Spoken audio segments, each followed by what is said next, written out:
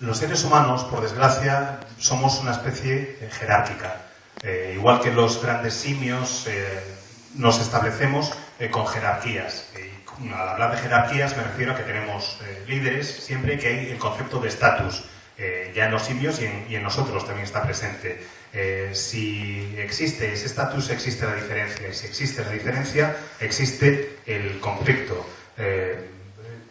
No es que sea lo único que somos, pero realmente sí forma parte de nosotros. Por desgracia es lo que hay. Y creo que el día que lleguemos al espacio vamos a llevar esa característica nuestra del conflicto con nosotros, vayamos donde vayamos. Ursula K. Le Guin, en su novela Los desposeídos, ya trataba este tema. Básicamente la novela habla de un grupo de seres humanos que deciden alejarse del resto de la sociedad y criar a sus hijos en un mundo en el que no exista, o una sociedad en la que no exista el concepto de la propiedad. Según Le Guin, eso haría que todos fuesen más o menos iguales y que desapareciese el conflicto y la violencia. El problema que no tuvo en cuenta esa gente al separarse del resto de la sociedad es precisamente eso. ¿Qué ocurre con el resto de la sociedad? Que sigue existiendo. Y en la novela te encuentras con la promesa de la violencia por venir. Está presente en sus páginas. Y es una pena que esa violencia exista y que sea intrínseca a nosotros, pero somos lo que somos y no tiene sentido negarlo. Ojo, que no estoy diciendo que el ser humano sea únicamente violento. Creo que somos capaces de grandes actos de bondad, de altruismo y de heroísmo, que somos capaces de cuidarnos unos a otros y de preocuparnos unos por otros. Pero también creo que la literatura, la buena literatura y la buena ciencia ficción analizan precisamente lo complejo de la situación en que nos encontramos, donde existe esa violencia y esos otros rasgos que he ido describiendo. Somos personas muy distintas y somos personas que reaccionamos de maneras muy diferentes en muy diferentes situaciones. Todos somos capaces de todas estas reacciones que he ido describiendo. Todos somos capaces de ser violentos según qué circunstancias. Por ejemplo, si alguien amenaza a mis hijos y tengo la oportunidad de matarlo, lo mato sin pestañear, pero sin dudar ni un segundo. Pero al mismo tiempo creo que somos capaces de ser bondadosos, de ser altruistas, de ser generosos con los más desprotegidos o más desfavorecidos, aquellos que han tenido menos suerte, que podemos ayudarles. Y creo que las buenas obras de ficción tienen en cuenta esa dualidad y tienen en cuenta esa ambigüedad moral. Una novela en la que solo hay buenos que aplastan a los malos, a mí me aburre. No me dice nada, porque no me aporta nada. Creo que existe esa ambigüedad moral en el ser humano y que la literatura debería reflejarla. Y es lo que trato de hacer en mi obra. Sé que con esta respuesta parece que escribo unos tochazos increíbles y que sean súper serios y aburridos, pero espero que no. Espero que pueda abordar esos temas y al mismo tiempo hacer algo que sea divertido. Pero sí tiene razón, Jorge, en que esos son los temas subyacentes. Boy, am I wordy.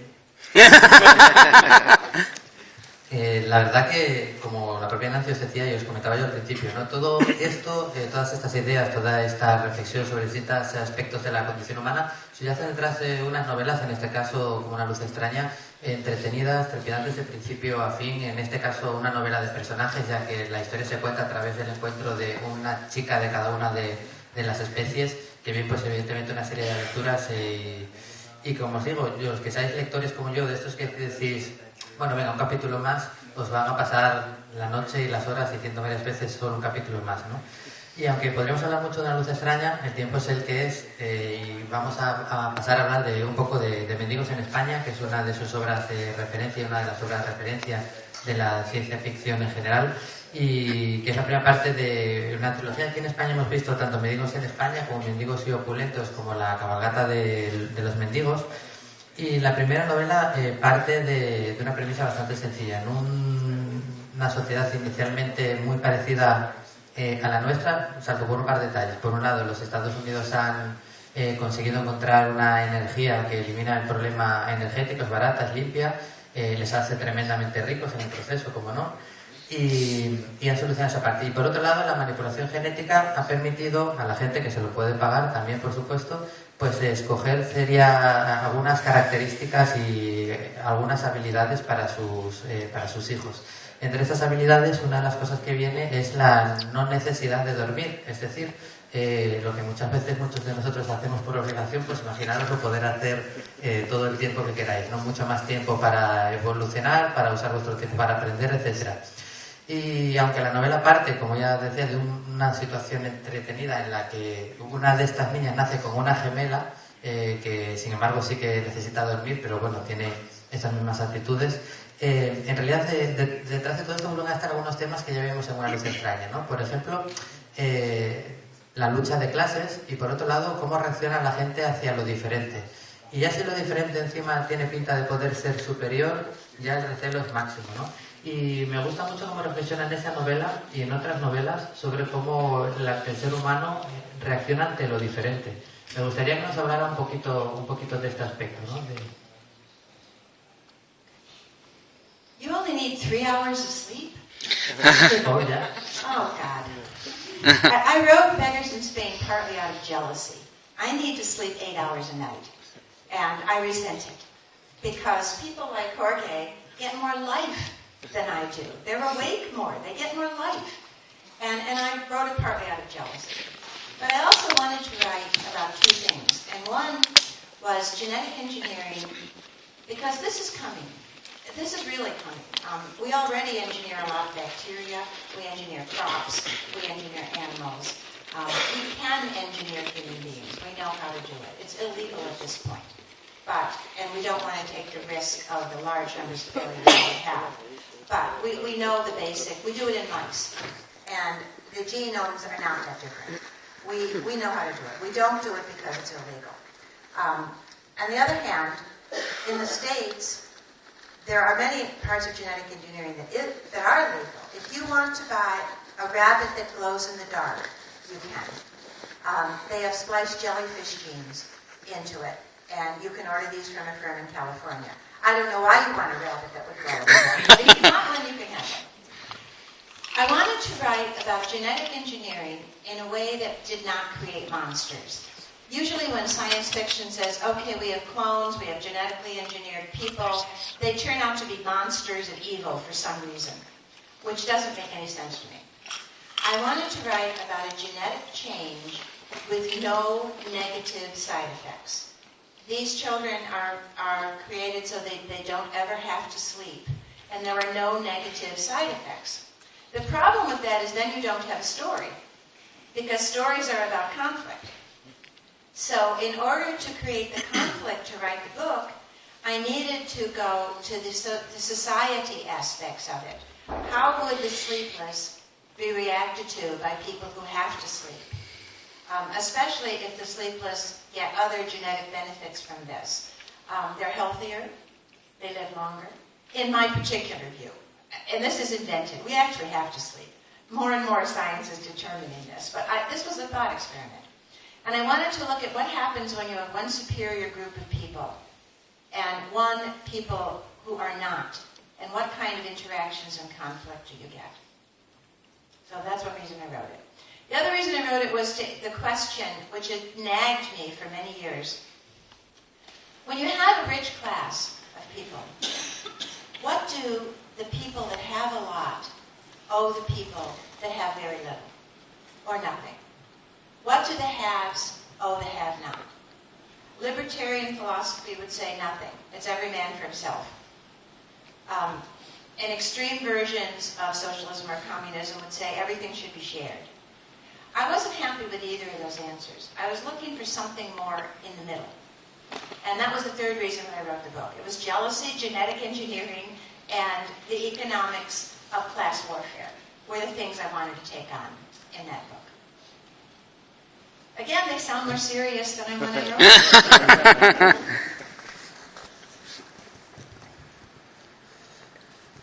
La verdad es que lo primero que quiero preguntar es, ¿tú duermes 3 o 4 horas al día, Jorge?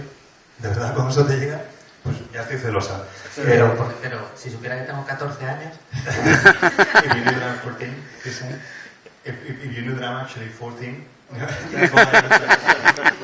el caso es que escribí Mendigos en España por celos de gente que puede dormir tan poco, porque yo necesito dormir 8 horas al día.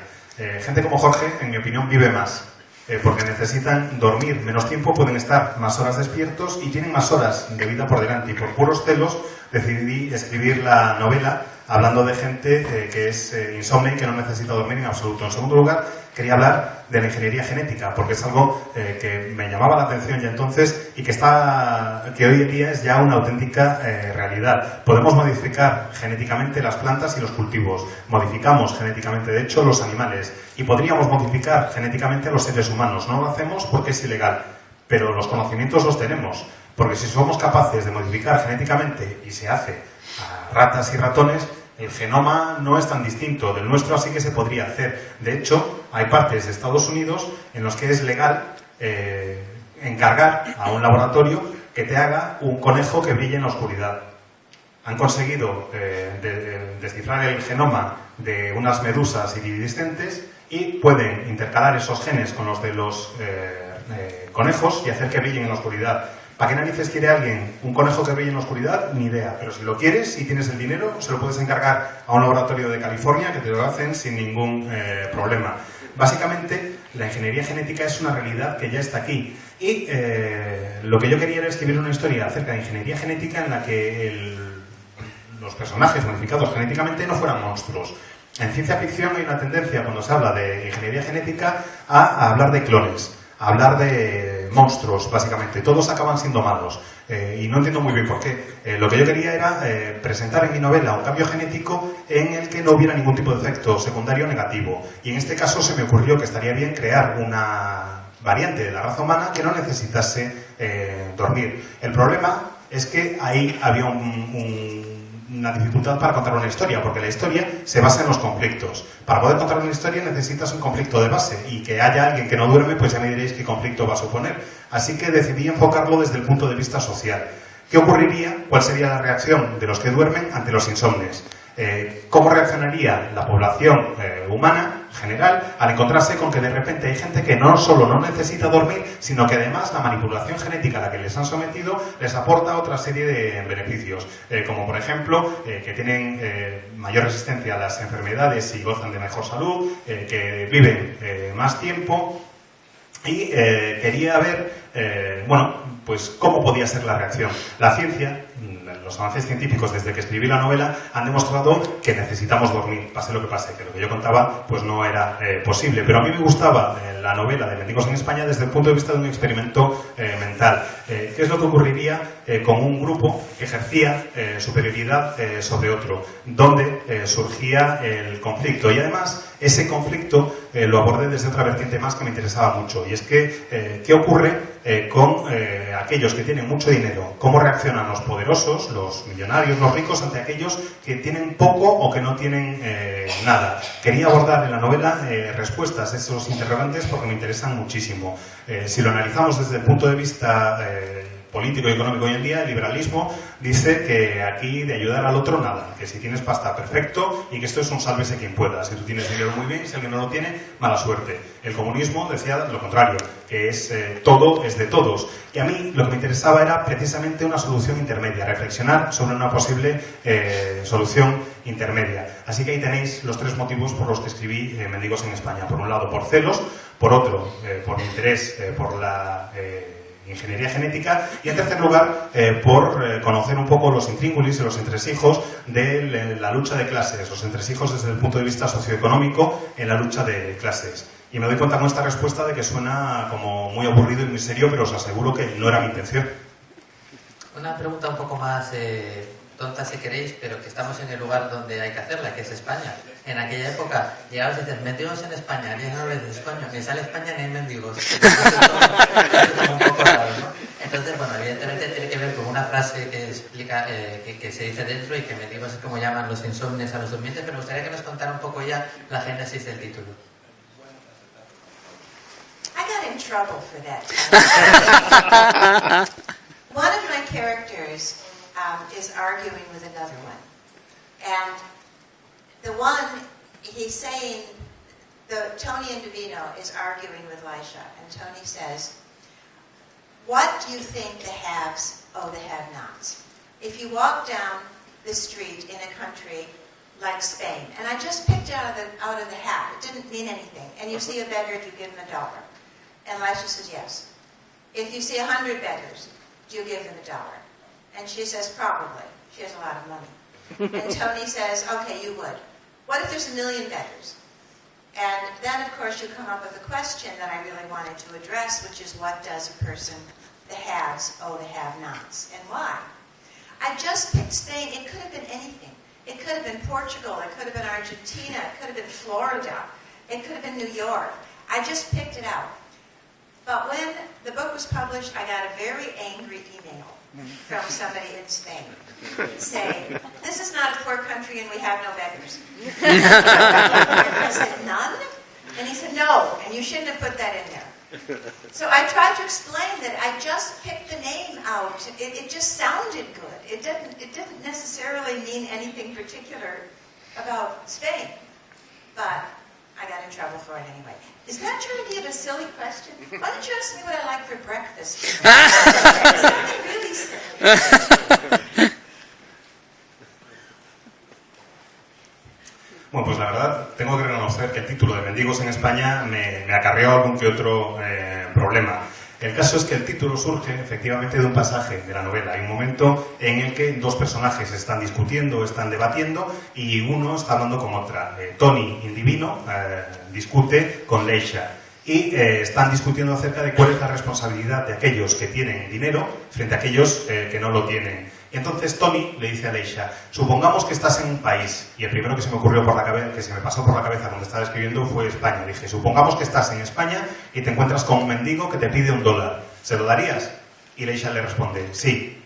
Vale, perfecto, supongamos que no es uno, sino que son 100. ¿Les darías $1 a cada uno? Sí, responde Leisha, porque la verdad, seguramente sí, y la verdad es que es un personaje que tiene bastante pasta. ¿Y si fuera 1 millón? Básicamente, en ese debate lo que están haciendo es saber o tratar de establecer cuál es la responsabilidad que tienen los que poseen mucho dinero frente a aquellos que no tienen nada. Escogí España, igual que podía haber escogido Portugal, Argentina, Florida o Nueva York, porque, repito, fue el primer nombre de país que se me pasó por la cabeza. Pero el caso es que después de publicar Mendigos en España, recibí un correo electrónico de alguien que estaba absolutamente cabreadísimo diciéndome que sepas que soy español y en este país no hay pobreza y no tenemos ni un solo mendigo. Y yo le contesté, ¿ni uno? Y él me dijo que no, ni uno. Así que no tenías que haber puesto ese título. Pero repito, puse el título y usé el nombre de España porque fue lo primero que se me pasó por la cabeza y pensé, mira tú qué bien suena lo de Mendigos en España. No tiene ninguna relación con el país ni nada por el estilo. Y por cierto, Jorge, ¿esto es lo que tú entiendes por una pregunta tonta? ¿Por qué no me preguntas qué es lo que he desayunado esta mañana? Que eso sí es tonto de verdad. Donuts. Es cierto. Otra cosa que me llama la atención en la saga en general, hablando de su forma, es que al contrario que suele pasar en la mayoría de las sagas que mantienen una voz uniforme, en esta cambiaste. En la primera novela es un narrador omnisciente, en la segunda pues le das la voz a 3 personajes. Me gustaría un poquito que nos hablaras de este cambio de forma de narrar la novela, del punto de vista del narrador, vamos. Writers like to experiment, at least some writers do. One reason my career has had ups and downs is that I don't write the same thing twice or the same kind of thing twice. There are writers who say you need to establish a brand. You need to write the same kind of thing and establish a brand. Did I say that out loud? And then you... Yeah, are you having a fit? No, I'm agreeing with you so strongly. Oh. But I don't do that. I write what interests me, and I wanted to experiment with a multiple first person for that novel. I don't know why, I just did. And it was interesting because my characters come from different levels of society, so I got to write it in very different voices, and that appealed to me. But it was a technical experiment just to see if I could do it. I would have made more money if I'd written the same kind of story. Lo cierto es que a los escritores nos gusta experimentar, por lo menos a algunos escritores.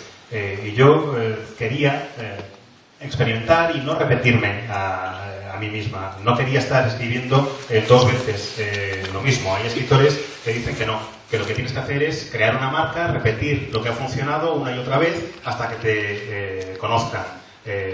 Pat Callaghan, que está sentada en primera fila, dice, sí señor, y le pregunta a Nancy, Pat, ¿te está dando un ataque o algo por el estilo? Y dice Pat, no, es que estoy totalmente de acuerdo contigo y lo expreso con vehemencia.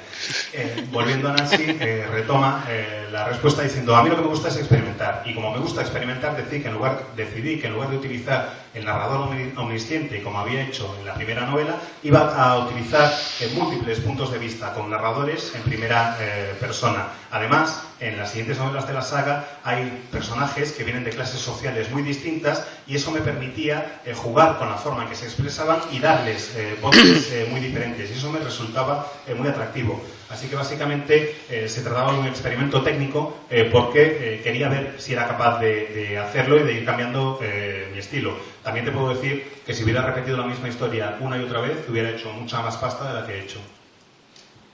I'm very glad that Pat was agreeing with me, because this is not a woman you want to cross. Es cierto. For the benefit of the Science Fiction Writers of America Medical Fund. And she conducted this auction with a bullwhip. When not enough people were coming into the auction, she went out in the hall, cracked the door, and said, "Get in here for this auction." You don't want to cross paths, so I'm glad ¿Es she cierto? agreed with me. Es cierto.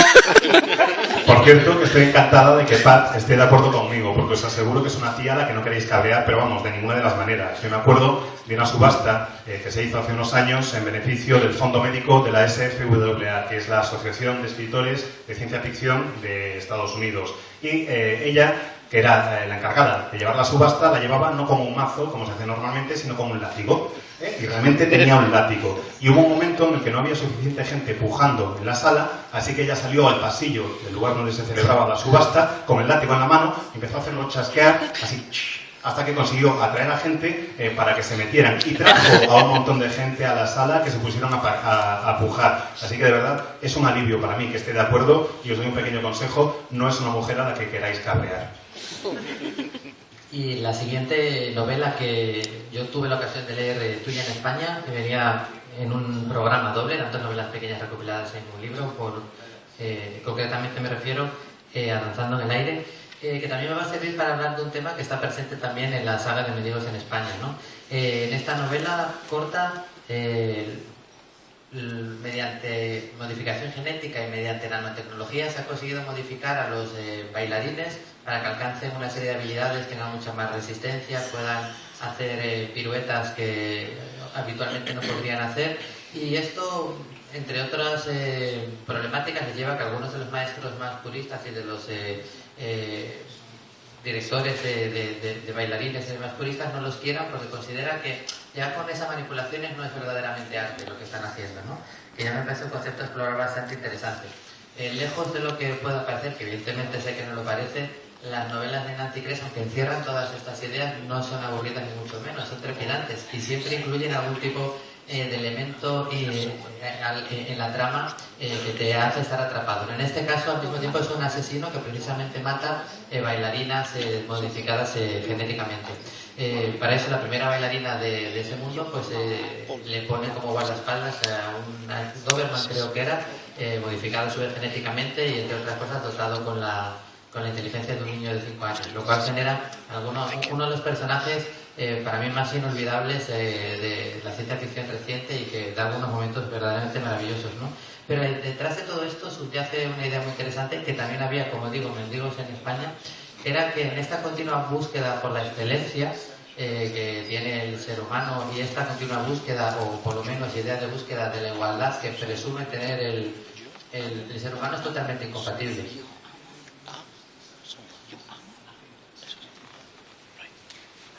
Yes, Dancing on Air is about ballet dancers. I write about ballet as often as I can in science fiction, which is not very often. Because the audience that likes science fiction and the audience that likes ballet tend not to be the same. But I like them both. I wanted to be a ballet dancer when I was a child, and I had lessons, and the teacher took my mother aside and said, she has no flexibility, no stamina, no coordination, no rhythm, no musicality, and she's too tall. So there went that through. So I was reduced to writing about it. And what I do, I write about dancers because I just have such tremendous admiration for them. But yes, it's very competitive, and no more so than ballet. Ballet is tremendously competitive. Girls especially have to start very young in order that the bones of the foot can be deformed so that you can dance on toe. And so that the turnout is proper from the hips. Boys have to start young too, but not quite as young because they don't dance on toe. And it's competitive. And anything that is competitive can have a genetic advantage. Sports. We already have these issues coming up in sports. There are some runners who it's discovered, and they're not modified deliberately, but they are born with a genetic anomaly that gives them more red blood cells. So they can take in more oxygen, and they run better and faster. Now, do they have an unfair advantage? They were born that way. Where do you draw the line? And I wanted to explore those kinds of issues in terms of dancing, because again, I love dancing.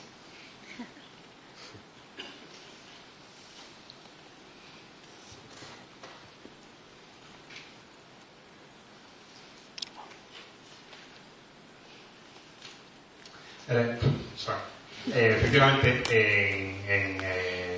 Bailando en el Aire, lo que hice fue escribir acerca de ballet, y escribo sobre ballet siempre que puedo, obras de ciencia ficción. Sé que el público al que le gusta la ciencia ficción, el público al que le gusta el ballet, pues normalmente tienden a ser como que bastante distintos, no tienen muchos puntos en común, pero a mí me gustan mucho las dos cosas y quería escribir acerca de ballet en una obra de ciencia ficción.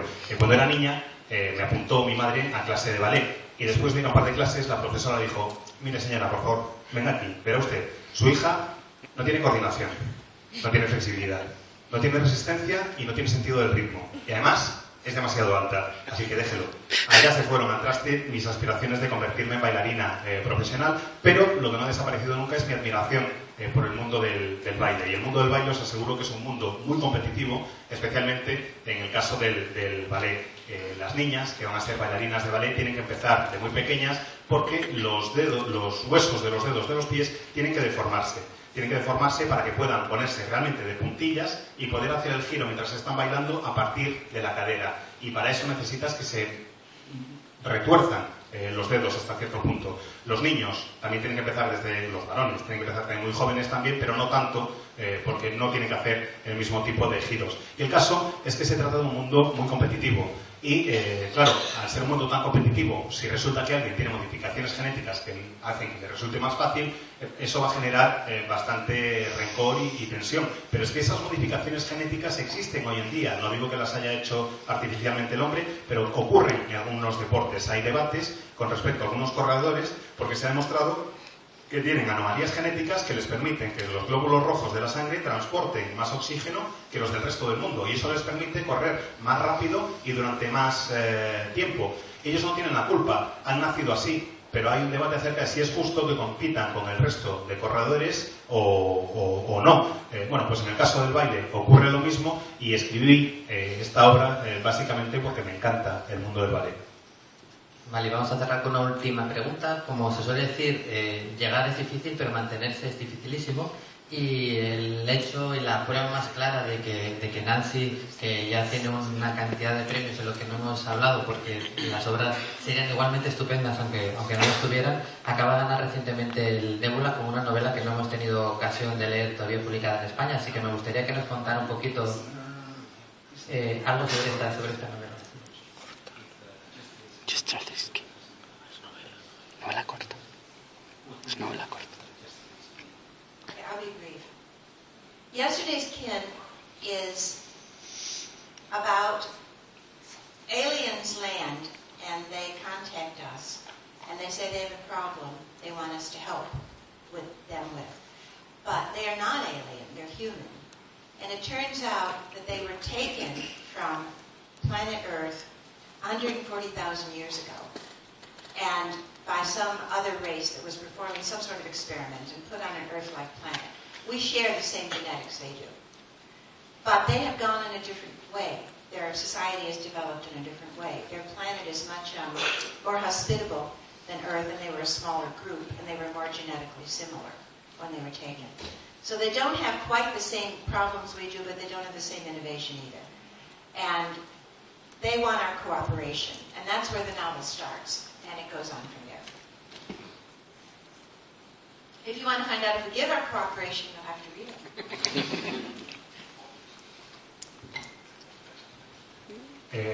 La verdad es que resulta que esos extraterrestres que llegan en la obra, pues al final no lo son. Al principio parece que son extraterrestres que vienen a la Tierra solicitando la ayuda de la humanidad, pero se descubre rápidamente que en realidad son también seres humanos.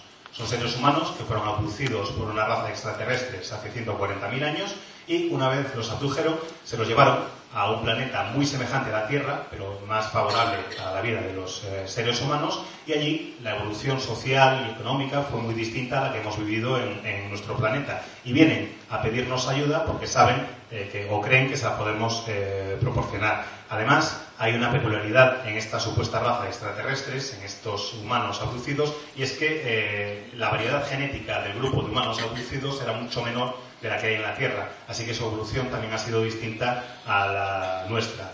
Tienen una serie de problemas para los que nos vienen a pedir ayuda y cooperación, y si queréis saber si los habitantes de la Tierra cooperan o no con ellos, tendréis que leer el libro. I want to thank you all. You've been a wonderful audience, and thank you, Jorge, for your great questions, and thank you, Diego. Gracias a todos.